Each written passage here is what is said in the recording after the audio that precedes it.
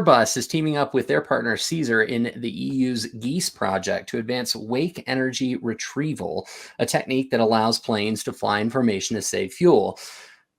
Building on its earlier success from its fello'fly trials, the Wake Energy Retrieval technique could reduce fuel consumption by 5 to 10%, which I feel like is a pretty massive chunk on that.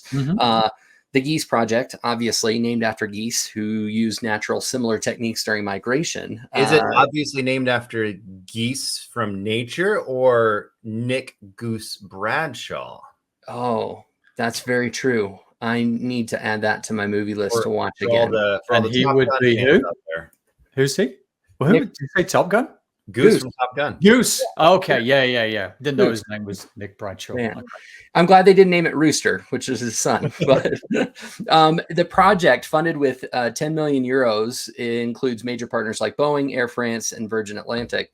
I mean, the goal is to really scale the Wake Energy Retrieval for both transatlantic and European flights, which would reduce emissions and fuel costs across the industry, across the globe.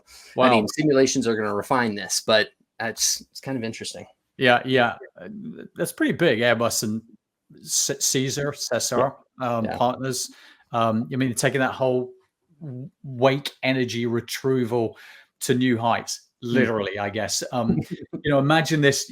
I'm just thinking about it. Airplanes are flying in formation like geese, saving up to 10% in fuel consumption. That technique could revolutionize transatlantic and European flights if you think about it at scale. Yeah. But here's the thing. Sure, it sounds good in theory, but the real challenge now is how do you actually scale that innovation across different airlines, different routes, different countries, airspaces, without messing up safety? Because if one group's doing it and the other one isn't doing it, it's going to be a logistical juggling nightmare, I would say. You're going to have to optimize real-time coordination for dozens upon dozens of variables, from weather to air traffic control across a whole bunch of different countries. That's the biggest challenge. So here we're looking at, one airplane literally riding the result of a previous aircraft passing through the air. And that savings of up to 10% is something that is definitely going to, and has already lured many stakeholders. We're looking at Eurocontrol, Air France, Indra, AirNav, Boeing, Virgin Atlantic, Delta. Like, whether you're military or cargo or passenger plane, like, all of this is a huge savings you've got to look at. So this means we're looking at collaboration between different companies, looking at the logistics and the planning, and all culminating into the need for a strong requirements management solution and safety, of course. But the thing that I think is going to be the biggest one to figure out is specifically figuring out those flight paths with the logistics, because you might have a plane doing a really long flight and they may need to coordinate with a few doing some shorter flights that just happen to be somewhat along their flight to help, all this. And that's something that's going to be harder just to figure out with how many planes are flying through the air every day.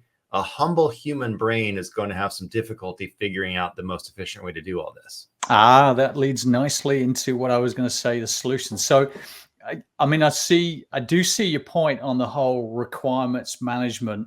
But let's be real, it's about way more, I think, than planning and managing requirements. The big thing here is real-time optimization. I mean, these planes aren't just flying in a straight line. They're navigating complex airspaces. They've got changing weather. They've got routes. They've even got fuel needs mid-flight potentially.